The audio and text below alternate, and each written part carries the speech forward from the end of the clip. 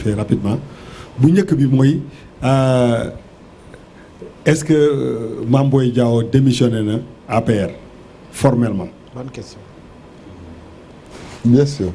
Formellement ça veut dire quoi. non parce que bi may adhéré aw ma carte APR. non aw ma carte APR mosuma am carte APR. non xaaral non xaaral parce que pour man premier geste. waaw fase dafa am nag répudiation dafa am. on m'a répudié. mais non mais attendez il faut. Mame Boye Diao n'est pas membre de l'APR à l'heure où on parle. waaw mais non président il faut ñu non. droit dafa am lu ñuy woowee parallélisme des formes. mais bàyyi ma eggali ma poser sama question bi ni ma ko bëggee mënu ma la poser question nga bëgg ma ko poser man ni ma ko bëggee parce que pour man muy yow muy Boun Abdallah Dionne muy Aly Ngouille Ndiaye le premier acte à poser boo bëggee génn ci benn coalition defar sa kii c'est de démissionner de ce parti et de demal sa bopp pour wane ni gars yi y a rupture waxuma fase nañ ma parce que boo nee nit fase naa la comme ça bu amul ay seede te fi seede bi moom non mais parce que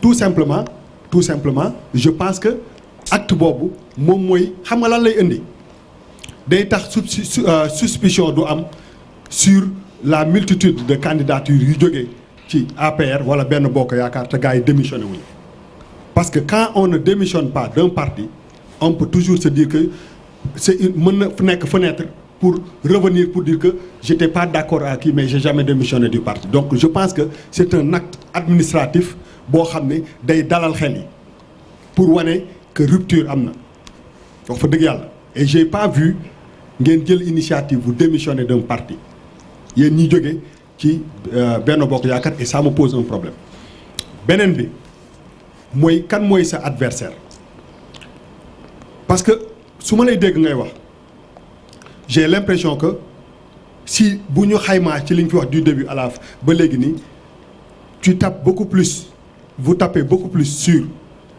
le pouvoir en place que sur l'opposition moo tax ma ne kan mooy sa adversaire c'est important parce que da nga nekk ci benn position boo xam ne oui revendiquer l'amitié avec Ousmane Sonko bi ngeen di co-créer yooyu yëpp en politique rien n'est dit gratuitement surtout venant de quelqu'un d'aussi brillant que Mame Boye Diao il y a pas de hasard mu waxoo rek pour sànni même si ce que tu dis je sais que gëm nga ko est-ce que nekkoo di ngarale bi mooy tey jii nii xam nga sondage ak yooyu dafa am solo ci mbirum politique est-ce que tey boo laajee le Sénégalais lambda ne ko kan mooy favori si élection présidentielle yi est-ce que honnêtement ci suñu aqulay taala boo ne woon génneel ñaari favori dina la si génneel Mame Boye Diao je ne pense pas non attends non dama ne sondage bu amee ak xayma peut-être que boo laajoon si du Sénégalais mu wax rek te yàlla tax ak li mu gis mën na am appréciation boobu de la chose parce que peut-être que amuloo assez de temps pour mettre en place un parti septembre la woon non septembre octobre novembre décembre janvier février c'est 5 mois en 5 mois c'est difficile d'organiser un parti de faire benn maillage national et de gagner une élection présidentielle en venant du pouvoir c'est pas évident donc vos cartes il y a certains candidats yoo xam ne seen carte dafay mën a exister au cas où deuxième tour am ce qui m'amène à vous demander si le choix du président était porté sur votre personne bu doon yow la ñu tànn xam nga heure bi yaa ngi bon na bokk yaakaar ba pare bi ñu tànnee keneen mooy que gëmoo kooku àndoo ak moom moo tax nga génn est-ce que ñàkk gëm boobu nga ko génn ba mu génn ba def ba nekk candidat bés bu deuxième tour amoon mu jàkkaarloo keneen est-ce que yow pare nga pour d'accord ak kooku nga xam ne moo tànn bi ñu ko tànn moo tax nga génn wala unilatéralement da ngay dem ci opposition bi je pense que ce sont des choses yoo xam ne dina leeral Sénégalais yi ki seen légitimité seen actes yi ngeen posé pour mu leer si bi nga xam ne dañu leen war a voter. Pour faire simple, c'était pas dans ce média-là. D'accord, parce que la première sortie du couple Sonko-Diomaye, Boumouamé, ce soir-là, je pense que j'étais sur un média de la place. Nous l'avons dit, je me Maintenant, j'ai entendu 3 sujets. vraiment, ça mérite que je donne ma réaction. La première, sur la monnaie. Je considère que bu ma xoolee suma réew tey ak li ko sunu borom may mooy les ressources pétrolières, les ressources gazières, l'énorme potentiel que nous avons dans le zircon, l'or, etc. Je peux être un pays qui peut être compétitif avec une monnaie. Donc il est temps qu'on en parle, d'autant plus que dans l'espace que nous avons, il y en a qui ont déjà dit qu'ils vont quitter. On veut les grands ensembles. Mais maintenant, si le Niger, il y a des pays qui ont dit qu'ils veulent quitter. Donc ça mérite qu'on y réfléchisse. Parce que les critères de convergence, on aurait pu nous comparer à l'Union européenne. L'Union européenne a des critères très stricts. Pour que aussi nga obligé de faire une réforme pour nga nek ci même niveau de sérieux en matière de politique budgétaire et fiscale. Nous, on a défini quelques critères qui ne sont pas des critères économiques qu'on peut éprouver. Aujourd'hui, solidairement, la Côte d'Ivoire est en train d'amener l'économie de l'Afrique de l'Ouest, alors que c'est elle qui en pâtit le plus. Est-ce qu'il y a un comprendre? Donc je dis, moi, État du Sénégal, producteur de gaz et de pétrole, je peux être un pays qui a monnaie bopam, je peux l'utiliser comme un instrument économique performant. Et je ne veux pas de cette dépendance et de cet arrimage que nous avons entre le franc CFA qui va bientôt devenir l'éco, tout le monde changer, et le franc français, conséquemment, l'euro. Non. Il est temps, ce sont nos générations qui le veulent. Il est temps que nous montions sur nos bop. Et en réalité, il y a beaucoup de débats cosmétiques dans la monnaie. Les Gambiens n'ont pas un niveau de vie plus cher que le nôtre. Il y a la déflation dans certains pays. Aujourd'hui, on a la Turquie, qui est un pays économiquement fort, mais c'est un pays qui fait de la dévaluation systématiquement. Donc c'est un instrument économique.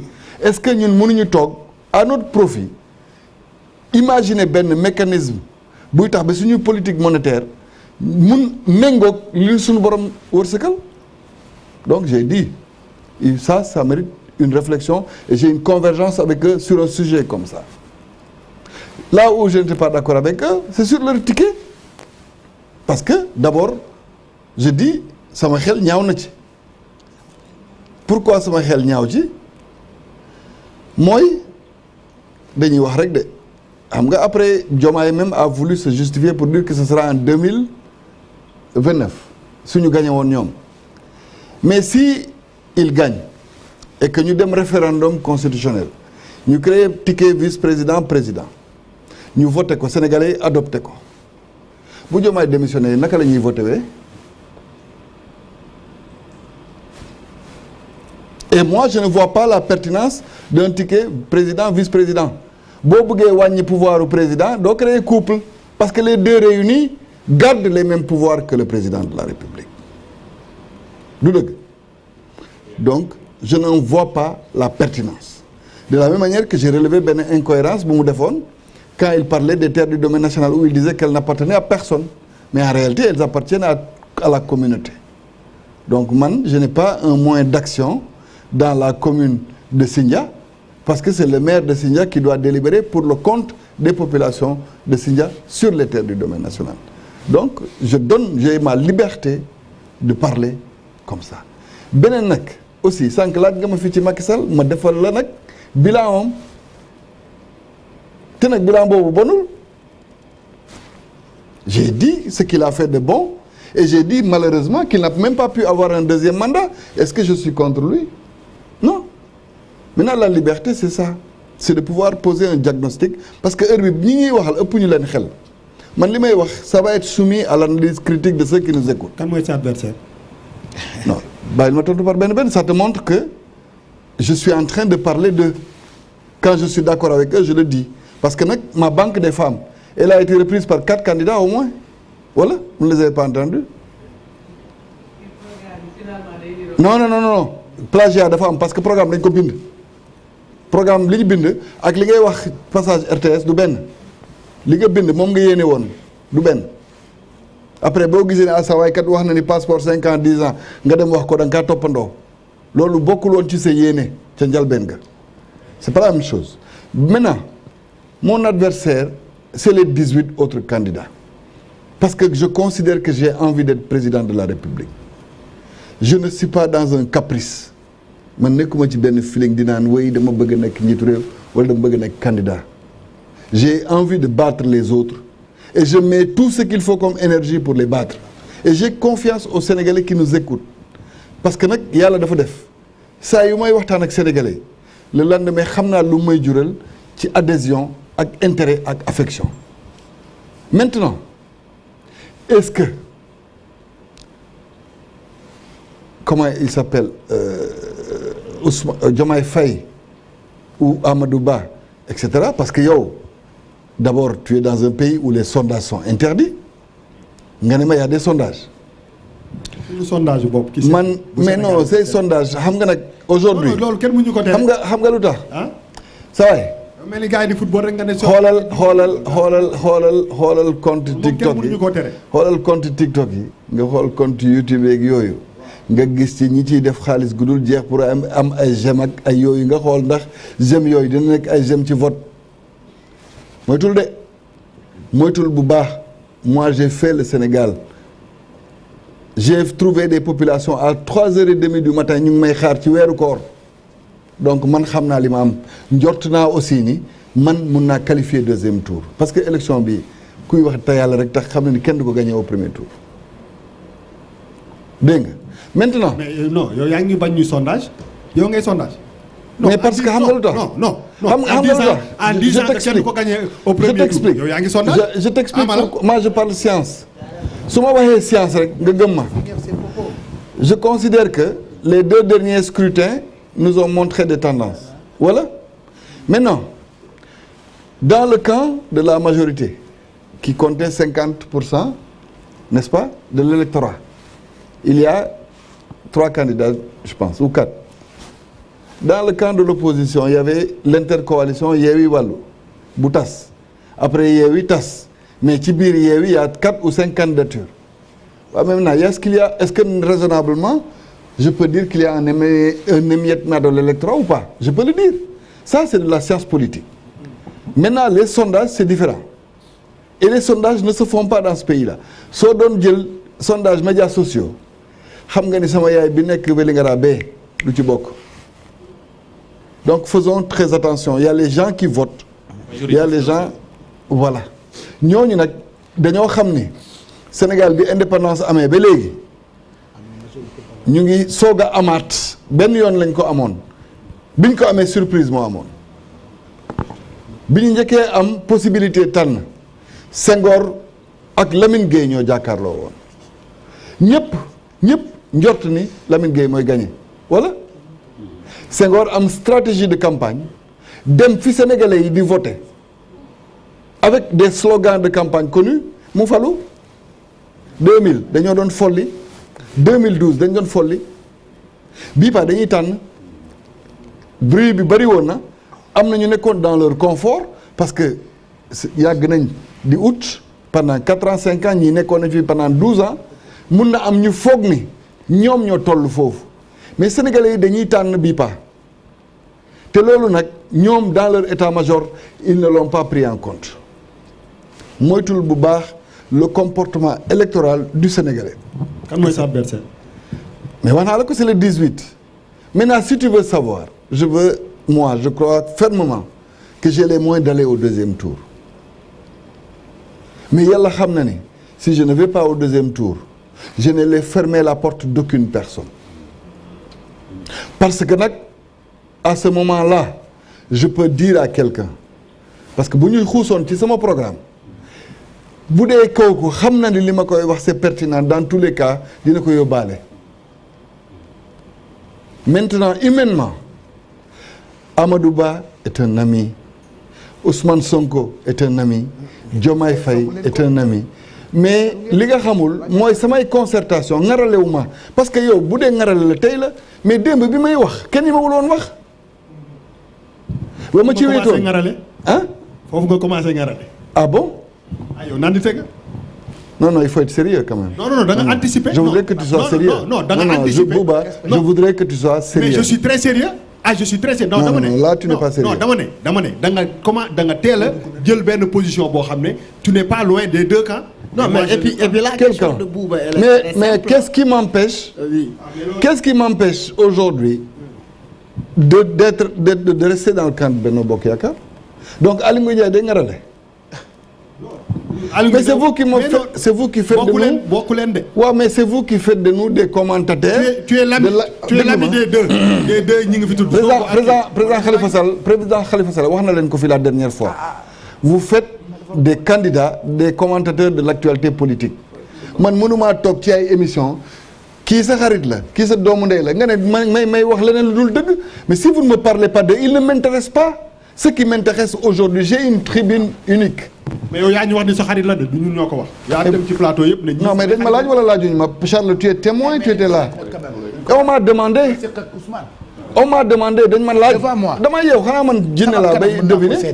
mais je dis. oui il faut que tu comprennes. donc que aujourd'hui on est dans une affaire très sérieuse. on est dans une campagne électorale. suba. maa ngi waroon dem Mbour Fatick Kaffrine ba Kédougou ma toog fii ba heure bii tooguma fi pour naan kii sama gain la wala kii sama copain la non mais ngaralewu ma et je veux qu'on soit sérieux sur ces sujets là je parle autant librement à Macky Sall qu'à Amadou Ba à Ousmane Sonko qu'à Diomaye Faye mais de la même manière je parle à Khalifa Sall à Cheikh Tidiane Dièye à Boubacar Camara je les connais. Vous n'êtes pas des donc ay nit yu nga xam ne vous voulez qu'on soit des ennemis ou quoi et c'est ça qui a plongé le Sénégal dans cette crise. non ils sont pas des ennemis aussi kenn waxu la da ngeen nekk ennemi. donc c'est clair on a le droit de poser les questions yi nga xam ne xam nañ li tax ñu koy poser. maintenant li tax ngeen koy wax. non Badara sax tey dafa li tax mu koy xam nga li tax mu koy wax. fu ngeen jaar ak Mame Boye mais yaru nga. xam nga li tax mu koy wax. non dama parce que fu ñëw ngeen sonal ko. lu tax mais est-ce que Mame Boye gënul sonn yeneen invité yi. mais non kii. waaw vous trouvez ah. Badara. on verra. Badara pour terminer avec la question de Bouba Ndour. il voudrait vraiment il faut qu'il soit d'accord que Moustapha Niasse da doon ngarale. que Ousmane Tanor Dieng feu Ousmane Tanor Dieng da doon ngarale ak ñeneen ak ñeneen. parce que nag c'est l'élection qui s'est tenue à 2 tours. xam nga tey bu dee damay ngarale. bu yàlla defee Amadou Ba gagné. mais kenn du wax ne perte ma su dee dama doon ngarale beneen camp gagné perte na bu dee deuxième tour la kon fi ngay foog ni mën naa gagné je ne suis pas dans ces logiques là man yàlla daf ma suturaal ma jàng ma métier du dëgg conviction moo ma dugaloon ci politique conviction moo ma téye ci politique ba tey te man gëm naa ni su ma bàyyi woon politique fii bu ma réew mi soxlawul mun naa dem sama xam-xam mun naa ko dem utiliser feneen ci àdduna parce que xam naa sama bopp. donc sama xarit Pape Cheikh donc man dama bëggoon ñu ñëwaat ci programme bi parce que li may wax yow candidat nga bu dëkk hors de Dakar bu dëkk ci région yi. nga dëkk ñu fi. désenclavement